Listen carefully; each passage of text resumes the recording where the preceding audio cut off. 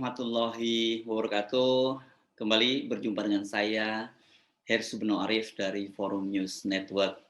Kasus tewasnya Brigadir Polisi Yosua Huta Barat, ajudan sekaligus merangkap sebagai supir dari istri Kepala Divisi Propam Mabes Polri Irjen Polisi Ferry Sambo ini masih terus bergulir. Isunya makin seru dan dalam bahasa Kapolri Jenderal Listio Sigit itu makin liar atau banyak yang liar. Padahal polisi melalui Karopenmas Divisi Humas Mabes Polri Brigjen Ahmad Ramadan sudah memberikan penjelasan. Penjelasan yang sama juga sudah disampaikan oleh Kapolres Metro Jakarta Selatan, Komisaris Besar Budi Herdi Susianto, dan saya kira ini penjelasan dari Komisaris Besar Budi Herdi ini menjadi sangat penting. Pertama karena lokasi kejadian atau tempat kejadian perkaranya itu di kawasan perumahan perwira tinggi Polri, Duren 3, Jakarta Selatan. Jadi ini berada di bawah jurisdiksi Polres Metro Jakarta Selatan. Kedua, Komisaris Besar Budi Herdi dan timnya itu menjadi perwira polisi pertama yang berada di lokasi kejadian. Jadi dia menyaksikan langsung di lokasi, bukan hanya berdasarkan laporan dari anak buahnya. Penjelasan Komisaris Besar Budi secara garis besar itu ya kita bisa sebut sama dengan penjelasan dari Brigjen Ahmad Ramadan. Terjadi tembak-menembak antara Brigadir Yosua dengan pengawal Irjen Polisi Ferry Sambo, Barada RE. Nah ini semula kalau di Brigjen Ahmad Ramadan menyebutnya Barada E saja, tapi versi dari Komisaris Besar Budi ini adalah Barada RE. Barada ini kalau di tentara ini siapa ya, pangkatnya sama dengan tamtama lah ya, jadi paling rendah lah ini prajurit balok gitu ya, pangkatnya balok tuh, balok merah biasanya. Hanya dalam beberapa detailnya memang ada sedikit perbedaan, terutama soal jumlah peluru yang ditembakkan dan berapa yang masuk ke dalam tubuh Brigadir Yosua. Kronologi penembakan di rumah Kepala Divisi Propam Mabes Polri, Inspektur Jenderal Ferdy Sambo, menurut versi Komisaris Besar Budi itu seperti ini. Peristiwa itu terjadi pada hari Jumat 8 Juli 2022 sekitar pukul 17 waktu Indonesia bagian Barat, itu atau pukul 5 sore ya.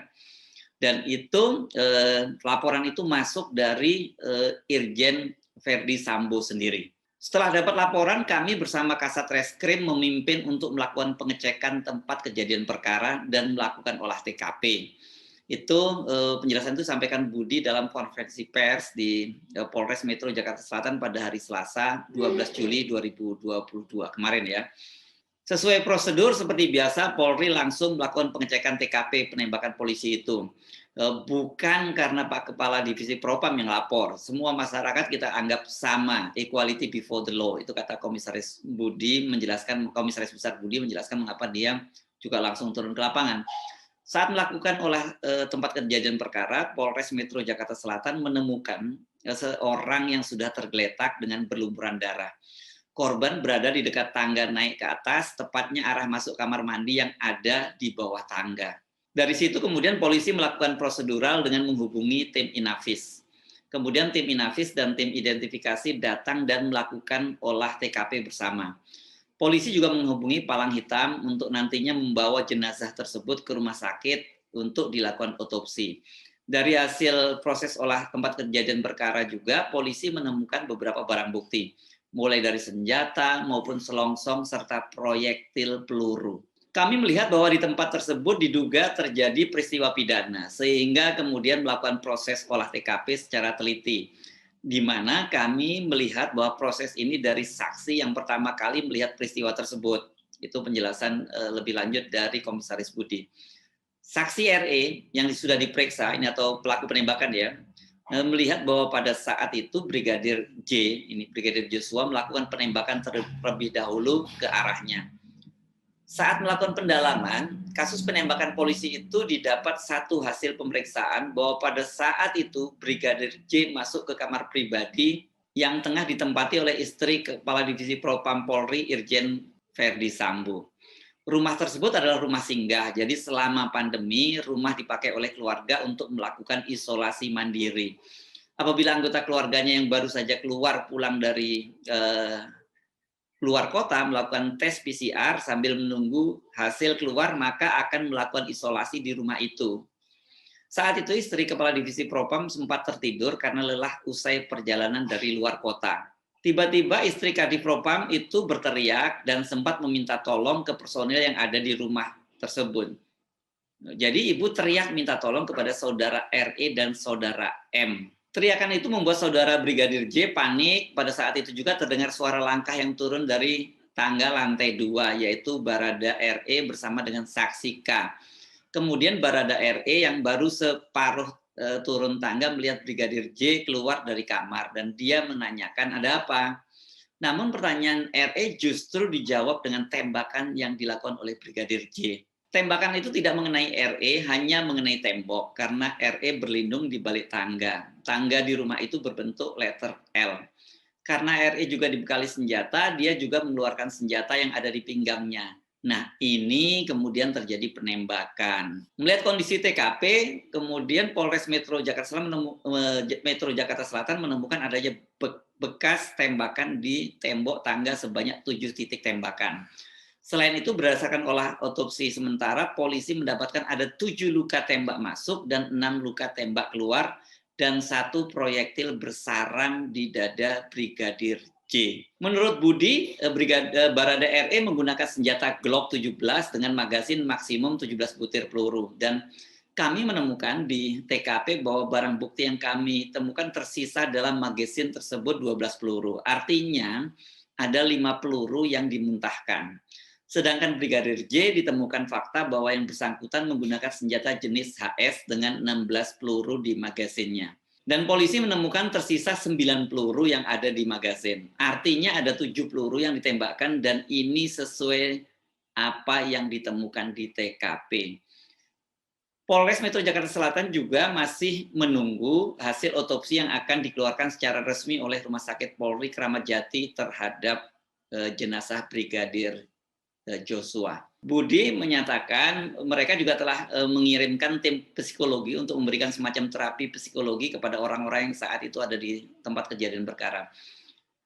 Di situ ada selain RE juga ada saksi lain, yakni saksi R dan saksi K, serta istri dari Kadif Propam Polri ini yang untuk apa? Maksudnya dikirim tim psikolog ini untuk dilakukan pembinaan ya secara semacam terapi psikologi lah. Kalau kita simak penjelasan berkaitan dengan kronologi di lokasi tempat kejadian perkara dari Komisaris Budi Herdi, Kapolres Metro Jakarta Selatan, jelas ya bahwa ada tembak-menembak. Hanya saja Komisaris Budi tidak menjelaskan apa motif tembak-menembak itu. Yang disebutkan tadi kan bahwa ada teriakan, terus kemudian turun, kemudian Brigadir Joshua menembak dan dibalas dengan tembakan. Barangkali karena proses penyidikan sedang berlangsung, jadi mungkin dia terlalu dini juga untuk menyimpulkan apa yang terjadi. Namun bila kita menyimak penjelasan dari Brigjen Ahmad Ramadan, disebutkan adanya tindakan pelecehan seksual dari Brigadir Joshua kepada Nyonya Putri Chandrawati, istri dari Irjen Pol Verdi Sambo ya. Pada waktu itu disebutkan dia menodongkan senjatanya ke kepala istri Irjen Pol Verdi Sambo. Soal inilah yang menimbulkan pertanyaan dan spekulasi dari publik. Pakar psikologi forensik Riza Indragiri Amril misalnya mempertanyakan, kalau benar motifnya kejahatan seksual, mengapa itu dilakukan di rumah Kepala Divisi Propam Verdi Sambo yang notabene adalah atasan dari Brigadir Joshua. Sejujurnya saya melongo baca narasi ada seorang sopir berpangkat brigadir berani masuk ke kamar komandan bintang 2 lalu melecehkan istri komandan di situ. Ujar Reza seperti dikutip oleh inilah.com. Soal narasi tembak-menembak ini juga menimbulkan pertanyaan. Bagaimana mungkin terjadi tembak-menembak jarak dekat? Brigadir Joshua melepaskan 7 tembakan dan semuanya itu meleset. Sementara Barada RE menembakkan 5 peluru, dari 5 peluru tadi berdasarkan hasil otopsi ada 7 tembakan masuk dan 6 tembakan keluar dan 1 proyektil di tubuh Brigadir Joshua.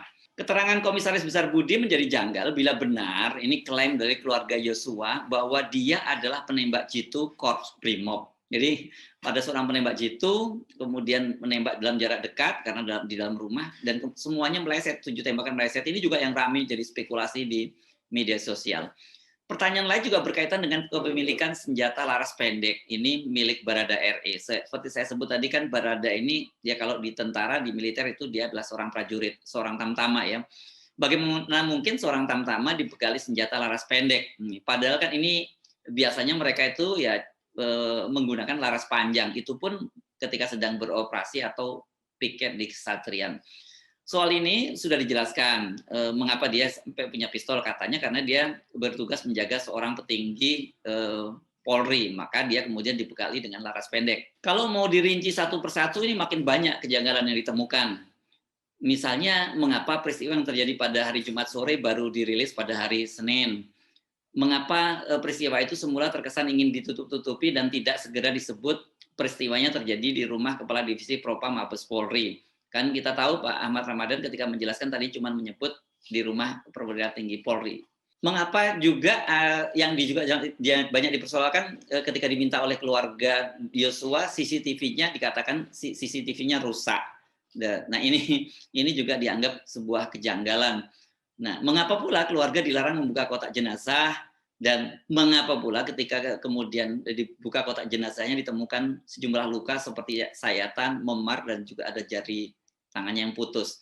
Kemudian juga yang agak mengherankan juga mengapa pula polisi mengepung rumah orang tua Brigadir Yosua. Masih banyak pertanyaan lain yang kemudian menimbulkan spekulasi liar di tengah masyarakat. Karena itu Indonesian Police Force mendesak Kapolri agar menonaktifkan Irjen Verdi Sambo dan membentuk tim gabungan pencari fakta atau TGPF. Ini saya kira mengapa mereka mendorong TGPF, karena ini melibatkan seorang kepala divisi propam ya, yang ini mesti menangani kasus-kasus semacam ini bila terjadi di internal polisi. Tampaknya soal inilah yang kemudian membuat Kapolri Listio Sigit memutuskan untuk membuat sebuah tim khusus, bukan TGPF ya. Yang saya hormati Pak Wakapolri, Pak Irwaspul, Pak Kabar Eskrim, Pak Kabik, Kadif Humas, Karopenmas, dan juga Kapolres Jakarta Selatan terkait dengan peristiwa yang terjadi pada hari Jumat, yaitu kasus penembakan di rumah dinas Jalan Duren 3 yang terjadi jam 17. Tentunya terkait dengan penanganan kasus itu, di mana kasus ini kasus pidananya ada 2 laporan polisi. Yang pertama terkait dengan percobaan pembunuhan, yang kedua terkait dengan kekerasan, ancaman kekerasan terhadap perempuan, dalam ini penggunaan pasal 289. 2 kasus ini saat ini sedang ditangani oleh Polres Jakarta Selatan, dan tentunya saya sudah minta agar penanganannya betul-betul ditangani dengan menggunakan prinsip-prinsip yang berlaku, yaitu bagaimana kita mengedepankan scientific crime investigation. Jadi tentunya terkait dengan penanganan kasus ini pun, walaupun ditangani oleh Polres Jakarta Selatan, namun kita minta tetap diasistensi oleh Polda dan Baris Krim Polri. Kemudian ada satu lagi kasus yang tentunya melibatkan anggota, ya, karena memang terjadi baku tembak antara anggota dan anggota, dan kami juga mendapatkan banyak informasi terkait dengan berita-berita liar yang beredar, yang tentunya kita juga ingin bahwa semuanya ini bisa tertangani dengan baik. Oleh karena itu saya telah membentuk tim khusus yang dipimpin oleh Pak Wakapolri, Pak Irwasum, kemudian ada Pak Kabar Eskrim, Pak Kabik, kemudian juga ada ASSDM, karena memang beberapa unsur tersebut harus kita libatkan, termasuk juga fungsi dari Provos dan Pamina. Di satu sisi kami juga sudah menghubungi rekan-rekan dari luar, dalam hal ini adalah Kompolnas dan Komnas HAM terkait dengan isu yang terjadi, sehingga di satu sisi tentunya kita mengharapkan bahwa kasus ini bisa dilaksanakan pemeriksaan secara transparan, objektif, dan tentunya karena khusus menyangkut masalah anggota, kami juga ingin bahwa peristiwa yang ada ini betul-betul bisa menjadi terang. Oleh karena itu tim nanti akan bergerak sehingga rekomendasi dari tim gabungan eksternal dan internal kita bentuk ini menjadi masukan yang akan digunakan untuk menindaklanjuti terkait dengan hal-hal yang mungkin bisa kita dapatkan untuk melengkapi dan penyidikan yang ada. Tentunya kita tidak menutup kalau ada laporan dari sisi yang lain, namun semuanya ini tentunya harus kita telaah, kita cermati, dan kita tangani objektif, secara transparan, dan tentunya menggunakan kaidah-kaidah penyelidikan dan penyidikan sesuai dengan apa yang diatur dalam scientific crime investigation. Dan tentunya kita juga harus melindungi, memberikan ruang terhadap kelompok rentan dalam ini yang saat ini kebetulan menjadi korban, dan tentunya kaidah-kaidah tersebut juga harus kita jaga, menjadi hak asasi manusia, kaidah-kaidah yang harus kita jaga dan diatur oleh undang-undang. Namun yang pasti penanganan kita akan laksanakan secara serius dengan diawasi oleh tim yang ada, baik yang mengawasi proses penyelidikan dan penyidikan maupun hal-hal lain yang mungkin akan bisa didapat, dan ini tentunya akan dipertanggungjawabkan kepada publik dengan kami yakinkan bahwa kami institusi Polri tentunya akan melakukan semua proses ini secara objektif, transparan, dan akuntabel, dan ini semuanya akan kita sampaikan pada saat semua hasil proses penyelidikan, penyidikan, dan temuan-temuan yang mungkin bisa didapat oleh tim gabungan internal dan eksternal ini menjadi satu kesatuan yang kemudian menjadi kesimpulan untuk melengkapi apa yang saat ini sedang dilaksanakan oleh penyidik dan juga oleh tim internal yang menangani kasus-kasus yang terkait dengan kepolisian. Saya kira ini yang bisa saya sampaikan, dan secara periodik nanti akan disampaikan kepada seluruh rekan-rekan, dan mudah-mudahan ini bisa menjawab keraguan publik terkait dengan isu-isu liar, dan ini bagian dari komitmen kami untuk memberikan informasi dan menyampaikan hasil-hasilnya secara objektif dan transparan. Demikian, terima kasih. Wassalamualaikum warahmatullahi wabarakatuh.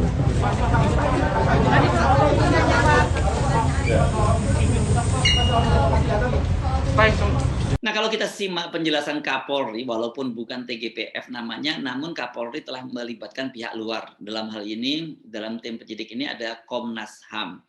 Nah, ada juga sih, meskipun kita tidak bisa sebut internal ini ya, tetapi memang bukan dari kalangan polisi sendiri, yakni Kompolnas, ya, Komisi Polisi Nasional. Di luar soal berbagai kejanggalan tadi, saya juga membaca ini kemungkinan peristiwa di balik peristiwa ini adanya motif asmara, ya. Ini saya baca di portal JPNN. Saya kutipkan saja beritanya ya. Judulnya begini: Istri Irjen Pol Verdi Sambo diduga selingkuh dengan Brigadir Yosua. Kapolres agak sensitif. Isu ini beritanya begini, berkaitan dengan soal isu perselingkuhan itu. Isu perselingkuhan antara Brigadir J alias Nopriansah Yosua Huta Barat dengan istri Kepala Divisi Propam Polri Irjen Verdi Sambo berembus di tengah pengusutan kasus penembakan yang dilakukan oleh Baradae. Saat ditanya wartawan, Kapolres Metro Jakarta Selatan Kombes Budi Herdi Susianto pun langsung menanggapi isu tersebut. Namun dia tidak mau menjelaskan secara perinci sebab itu menyangkut privasi.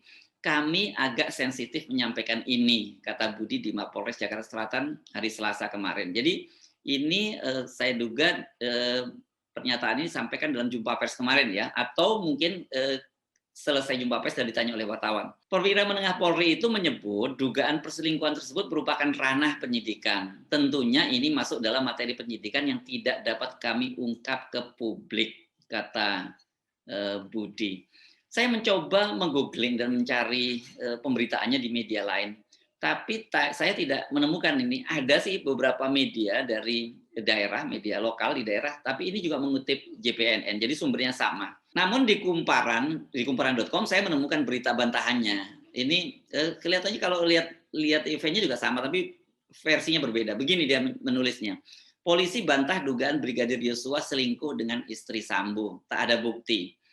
Nah, ini saya kutip saja beritanya seperti ini. Menjawab pertanyaan itu, Budi mengatakan pihaknya tidak menemukan bukti terkait dugaan perselingkuhan itu. Tidak ada alat bukti ataupun bukti yang mendukung adanya hal tersebut. Budi melanjutkan, pihaknya hanya bekerja sesuai dengan fakta yang ada di lapangan. Budi pun enggan berasumsi macam-macam. Jadi kita tidak mau berasumsi, hanya berdasarkan fakta yang kami temukan di TKP, ucapnya. Ini saya kutip sekali lagi dari kumparan.com. Bagaimana fakta sesungguhnya? Saya pikir isu-isu liar begini ini mudah-mudahan sih bisa segera terjawab setelah tim yang dibentuk oleh Kapolri tadi bekerja. Namun seperti yang disampaikan oleh Komisaris Besar Budi Herdi, justru Putri Chandrawati, istri Verdi Sambo, itu sudah melaporkan kasus adanya pencabulan yang dilakukan oleh Yosua. Saya Hersubno Arif dari Forum News Network. Sampai jumpa lagi. Wassalamualaikum warahmatullahi wabarakatuh.